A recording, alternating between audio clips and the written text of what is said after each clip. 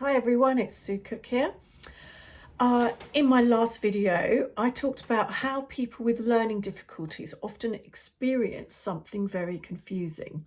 They can know something and then lose access to it under pressure.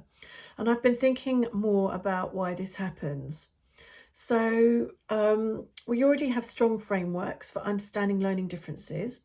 What SEN gives us is a structure of the difference itself, but that doesn't always explain fully the variability and why ability changes depending on context. And that's why I've been developing a second layer of understanding. So the 2 layers model, a simple way to think about it is this. SEN explains the learning profile. So SEN being special educational needs, but state explains access to that profile. So you can have intact understanding but reduced access under stress.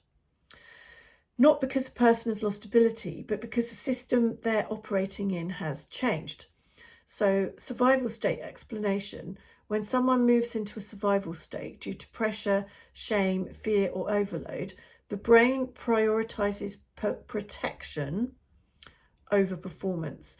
And this can reduce access to working memory, sequencing, verbal retrieval, numerical processing, and flexible thinking. So the person isn't suddenly less capable, they are less accessible to their own capability in the moment. Why this matters. So this explains something why many people with learning difficulties describe, I can do it sometimes, but not always.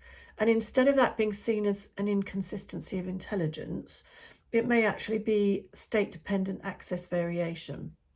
So what I'm exploring is not a replacement for SEN understanding at all, but an integration layer, a way of explaining why ability can appear inconsistent without assuming inconsistent intelligence or effort.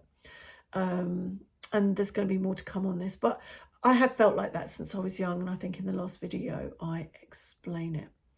So that is just a little quickie on this to just clarify even more. Thank you.